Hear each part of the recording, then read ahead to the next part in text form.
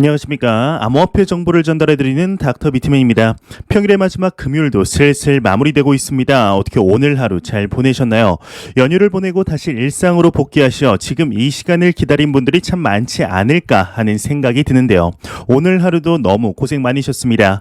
현재 비트코인을 포함한 암호화폐 시장의 분위기가 그리 나쁘지 않은 상황이 지속이 되며 많은 소식들이 나오고 있는데 오늘 하루 남은 시간도 잘 마무리하시길 바라면서 금요일의 마무리는 과연 어떠한 소식들이 반겨주게 될지 한번 보도록 하겠습니다. 최근 암호화폐 시장이 두 가지의 악재를 해결하며 가격이 조금씩 회복세를 보이고 있는 상황 속 많은 소식들이 나오고 있습니다. 아무래도 지금 시장이 과도기적인 시점이다 보니 부정적인 발언들도 나오기 마련인 것 같은데요. 오늘은 미국의 통화감독청이죠. 이제 OCC에서 소식이 나왔는데 암호화폐는 가짜금이다라는 언급이 나왔다고 합니다. 과연 어떠한 근거를 가지고 이야기를 하고 있을지 같이 한번 보도록 하겠습니다. 미국의 OCC 청장 대행 암호화폐는 가짜금이다 헤드라인이 이렇게 장식이 되어 있습니다. 데일리 호들에 따르면 미국의 통화감독청의 청장 대행이죠. 마이클 쉬의 경우는 최근 암호화폐를 가리켜 황철광이라고 이제 평가를 했다고 합니다. 지금 여기 보시는 이것이 황철광이라는 것인데 금처럼 보이지만 금이 아니라는 것이죠. 마이클 쉬 청장 대행의 경우는 디지털 자산의 환경적인 특성이 2008년 금융위기를 연상시킨다. 당시 많은 사람들이 상관관계에 대한 고객의 요구를 만족시켜야 한다고 말했다고 하는데 그 수요를 충족시키면서 금융 시스템에 취약성이 생겼고 충격은 증폭됐다. 2008년 위기는 업계 및 규제기관이 더 나은 경로를 계획하는 등 과거의 실수를 반복하지 않도록 돕는 교훈으로 작용한다 이야기를 했다고 합니다. 즉 간단히 말해서 비트코인의 경우는 아무런 내재 가치가 없으며 그저 비트코인을 그릴 때 이제 금과 같이 묘사가 되기 때문에 사람들이 혼동하는 것을 말하고 싶은 것이 아닐까 싶은데요. 현재 하루 걸러 하루 비트코인과 금을 비교하는 이야기들이 상당히 많이 나오고 있습니다. 또한 금이 낫다 아니다 비트코인이 낫다라는 논쟁들이 끊이지 않고 있는 상황이죠.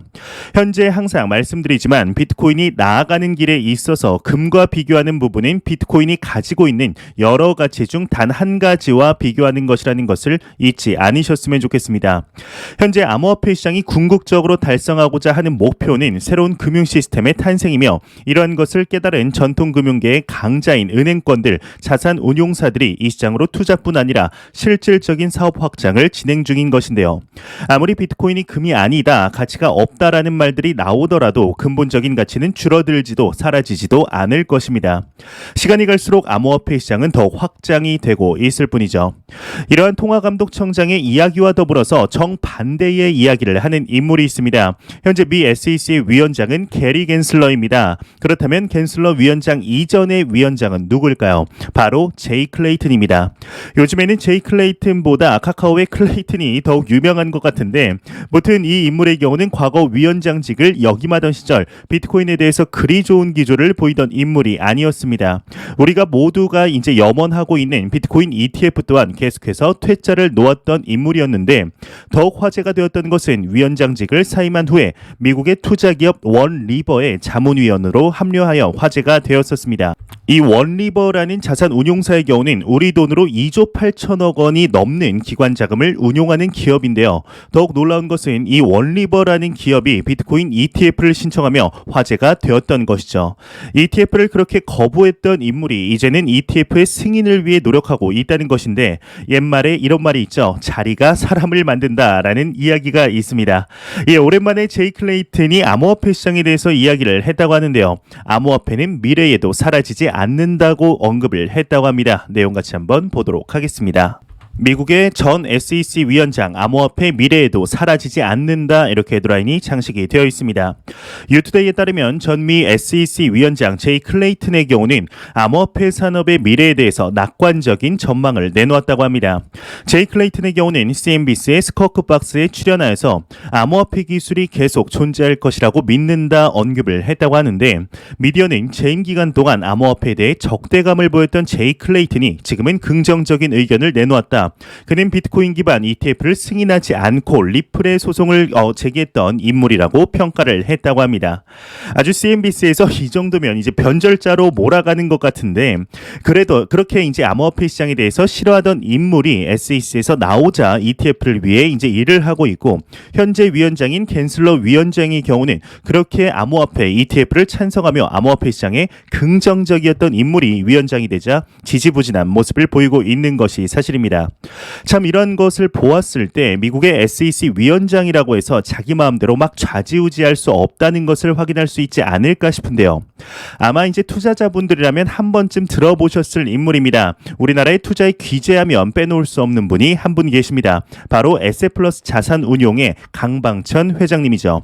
이분이 하신 말씀 중에 유명한 말씀이 하나 있습니다. 바로 돈을 벌기 위해서는 자산을 매수한 후에 수면제를 먹고 자라라는 말씀을 한 적이 있는데, 이 말의 본뜻은 수면제를 먹고 잔 후에도 3년 뒤 깨어났을 때도 멀쩡히 있을 만한 자산군에 기업에 투자를 하란 뜻이었죠. 과연 암호화폐 시장은 3년 뒤, 5년 뒤, 10년 뒤 살아 있을까요? 아니면 없어져 한때의 반짝 유행으로 끝이 나게 될까요? 우리가 투자를 할 때는 단기적인 기간 동안의 수익을 보고 투자를 하면 안 된다고 생각합니다. 투자라는 것은 우리가 사는 이 세상에서 살아가는 동안 평생에 걸쳐 진행을 해야 하는 것이며, 그러한 기간 동안 우리는 잠재적인 성장률이 높은 자산군을 발굴하여 투자를 진행해야 합니다. 그런데 이 잠재적인 성장률이 높은 자산군을 발굴하는 과정이 사실 쉬운 과정은 아니라고 생각을 하는데요. 하지만 이 영상을 보시는 여러분들과 저는 이 시장에 어떠한 이유로 투자를 했든 참 운이 좋다고 생각을 합니다. 초기 시장에 투자를 할 수 있는 자산군에 투자를 하고 있기 때문이죠.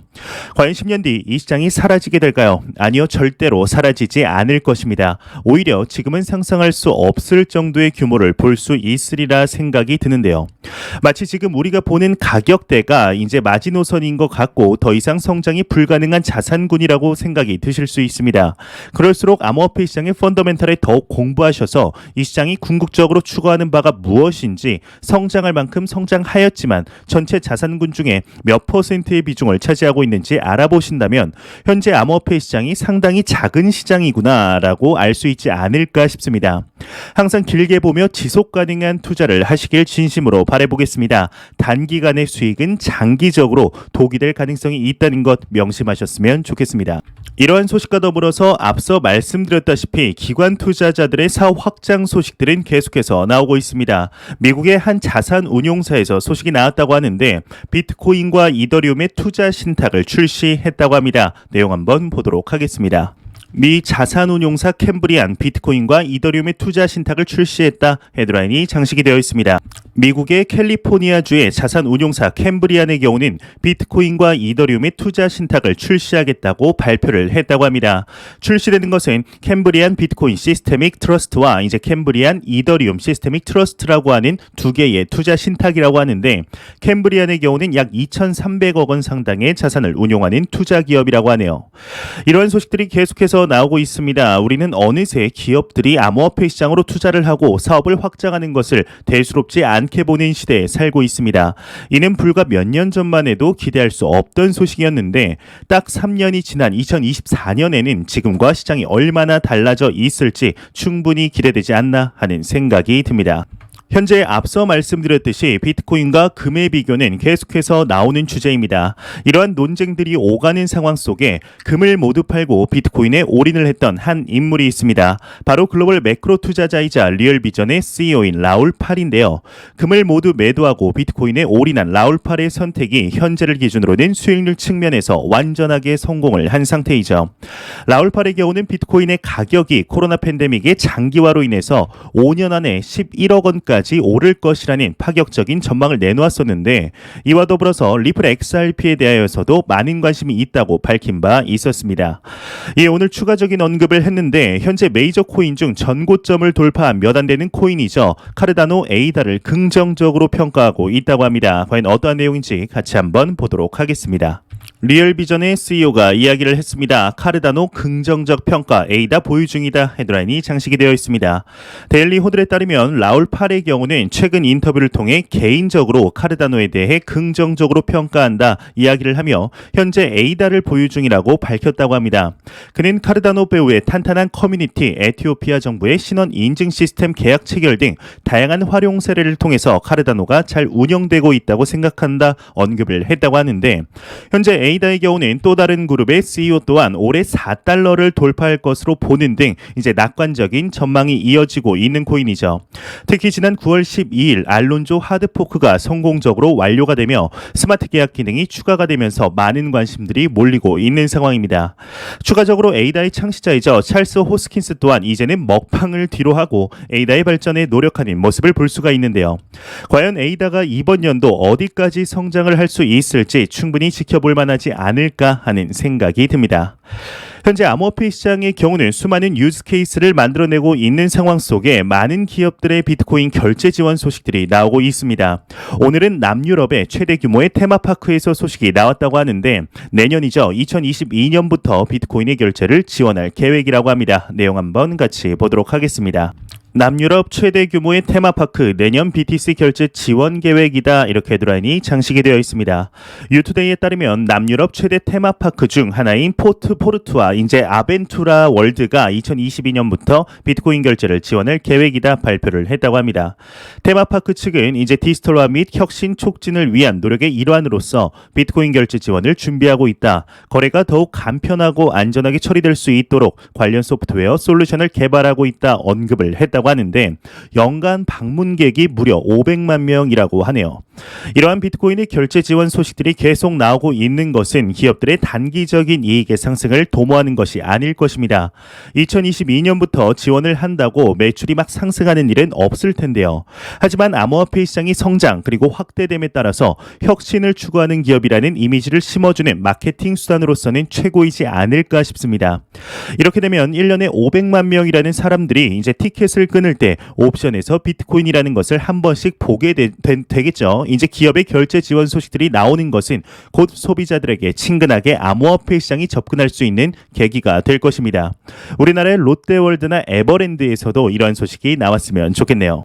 이제 정말 얼마 남지 않았습니다. 오늘 9월 24일까지 암호화폐 거래소에 대한 신고가 마감이 되게 되는데 현재 국내 거래소의 경우는 66곳이 있다고 합니다. 이에 신고를 마친 거래소의 개수가 공개가 되었습니다. 문턱이 높았던 것일까요? 과연 몇 개의 거래소가 신고를 마쳤을지 같이 한번 보도록 하겠습니다. 오늘 암호화폐 거래소 신고 마감 현재까지 10곳이 신고했다 이렇게 헤드라인이 장식이 되어 있습니다. 연합뉴스의 경우는 24일 금융위원회 산하 금융정보분석원에 따르면 암호화폐 사업을 지속하려는 기존 사업자는 이날까지 신고를 마쳐야 한다. 신규 사업자는 요건을 갖추기만 한다면 언제든 신고할 수 있다. 연초 파악된 국내 거래소 66곳 가운데 24일 오전 기준 신고를 마친 곳은 총 10곳이다. 이들은 각각 업비트, 빗썸, 코인원, 코빗, 플라이빗, 비블록, 오케이비트, 지닥, 프라뱅, 그리고 플레타 익스체인지 등이라고 보도가 되었다고 합니다. 현재 이 거래소 사업자 신고로 인해서 많은 투자자분들이 불안해하시는 게 느껴지는 것 같습니다. 하지만 생각보다 이에 대한 영향은 크지 않을 것으로 생각이 되는데요. 해외 거래소의 경우는 접속이 폐쇄되는 것이 아닌 한국어 지원이나 커뮤니티만 없어질 뿐 거래소의 접속은 그래도 유지가 되며 애시당초 해외 거래소 중에 이제 원화 입금을 지원했던 곳은 거의 없기 때문이죠. 실제로 코앞으로 마감일이 다가왔음에도 비트코인의 가격은 오히려 회복세를 띠고 있는 것을 확인할 수가 있습니다. 장기적인 펀더멘탈에는 아무런 영향이 없다는 건 잊지 않으셨으면 좋겠습니다. 매일같이 나오는 리플 XRP에 관한 소식이 오늘도 또한 나왔습니다. 얼마 전 하나의 소식이 나오게 되는데 바로 송버드 토큰이 모든 주소에 배포가 되었다는 것이죠. 예, 오늘 아침에는 크립토닷컴에서 송버드 토큰을 지원한다는 소식이 나왔었습니다. 오늘은 비트루 거래소에서 소식이 나왔는데 비트루 거래소의 경우는 원래 송버드 토큰의 에어드랍을 지원하던 거래소였습니다. 이 비트루 거래소가 모두가 반길 만한 소식을 들고 나왔는데요. 내용 같이 한번 보도록 하겠습니다. 비트루 거래소 리플 XRP 에어드랍 토큰 송버드 상장 발표 이렇게 헤드라인이 멋지게 장식이 되어 있습니다. 비트로의 소셜미디어 채널과 공식 블로그에 공유된 공식 발표에 따르면 비트로는 송버드 토큰에 대한 입금을 열었다고 합니다. 거래는 9월 27일에 가능해질 것이라고 하는데 XRP 및 테더쌍으로 제공이 된다고 하네요. 네, 현재 보시는 이 사진 자료가 송버드 토큰을 지원하는 거래소의 최신 수정본입니다. 이전에 비해서 많은 거래소들이 지원에 나서고 있는 상황인데 이제 송버드 토큰의 상장 가격이 과연 얼마에 이루어질지 공개되는데 3일밖에 남지 않았습니다. 이에 따라서 자연스럽게 스파크 토큰에 대한 기대감이 높아질 수밖에 없다고 생각이 드는데요. 아시는 분들은 아시겠지만 스파크 토큰의 분배 이후 추가적으로 2번의 에어드랍이 예정이 되어 있는 상태이죠. 이제 스파크 토큰의 에어드랍이 진행이 된 후에 30일이 지나게 되면 스크린샷, 이제 스냅샷이 이제 한 번 더 있게 됩니다. 이후에 디플레어가 에어드랍이 되며 디플레어의 에어드랍 직후 7일에서 10일 이내에 스냅샷이 한 번 더 이루어지며 Y플레어가 에어드랍이 되는 것인데 스파크 토큰 이후에도 에어드랍이 2번이나 더 있다는 것이 스파크 토큰의 가격 상승 여력이 매우 높다는 것을 의미한다고 생각이 됩니다. 조만간 이 스파크 토큰에 대해서 총 정리하여서 한번 영상 올리도록 하겠습니다. 안 보고 가면 섭섭하겠죠. 마지막 크립토 공포 탐욕 지수입니다. 가격 회복의 영향일까요? 전날 대비 6포인트 상승하는 33포인트를 기록을 하였는데 투자 심리가 다소 개선이 되었지만 그럼에도 아직 공포 단계를 지속하고 있습니다. 이 지수는 0이면 공포, 100이면 낙관을 의미하게 되죠. 현재 암호화폐 시장이 소폭 회복세에 돌입한 것을 확인할 수가 있습니다. 얼마 전 이루어졌던 FOMC와 중국의 헝다 그룹 건이 잘 마무리된 영향이 크겠죠. 앞으로도 우리가 암호화폐 시장에 투자를 하는 기간 동안 어쩌면 이보다 큰 하락의 요인들이 찾아올 수 있습니다. 그런 것들이 찾아온다면 단기적으로 가격에 영향을 주기에 상당히 힘들 수 있죠. 하지만 중요한 것은 투자라는 것의 본질은 절대로 바뀌지 않으며 가격은 가치의 종속이 된다고 생각합니다. 또한 가치는 주식의 경우는 매출에 있으며 그 매출은 사람들의 지갑에서 나온다고 생각을 하는데 우리가 투자하고 있는 비트코인은 매출이라는 것이 없죠. 그렇기에 전통적인 투자자들이 암호화폐 시장에 가치를 매길 수가 없다. 가치를 매길 수 없는 것은 곧 도박이다라는 프레임이 씌워진 것인데요. 저 또한 당연히 비트코인의 정확한 미래 가치를 예측할 수 없습니다. 암호화폐 시장이 얼마나 커질지 정확하게 아는 것은 불가능하죠. 올해 초까지만 해도 비트코인이 그저 금의 업그레이드 버전으로서만 자리를 잡는다고 해도 충분히 성장 여력이 많이 남았다고 생각했는데 현재는 그 이상의 큰 그림을 그리고 있으니 말이죠. 현재 제가 생각하는 비트코인의 가치는 단순 자산으로서의 영역이 아닙니다. 암호화폐 시장으로 인한 금융 포용성이라고 하죠. 그동안 비용 및 속도의 문제로 은행의 서비스를 받지 못하던 인원들이 은행의 서비스를 받을 수 있게 하는 것이 암호화폐 시장의 미래 가치라고 생각을 합니다.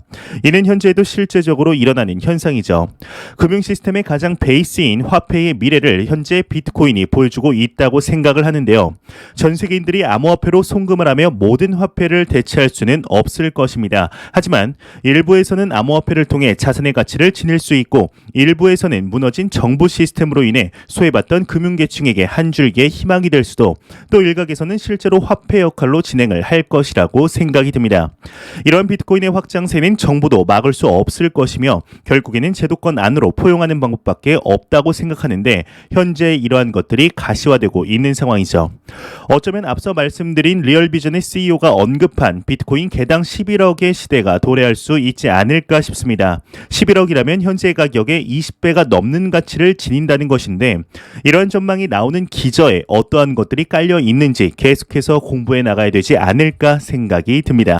제가 준비해온 소식은 여기까지입니다. 영상이 도움이 되셨다면 구독과 좋아요 그리고 광고 한 편만 처음부터 끝까지 시청해 주시기 바랍니다. 이 채널은 오직 광고 수익으로 운영이 되게 됩니다. 항상 영상 시청해 주시는 시청자분들, 구독자분들 너무나 감사합니다. 오늘 남은 시간도 잘 마무리하시길 바라면서 저는 더욱 도움이 되는 영상으로 내일 아침에 찾아뵙도록 하겠습니다. 지금까지 닥터 비트맨이었습니다. 감사합니다.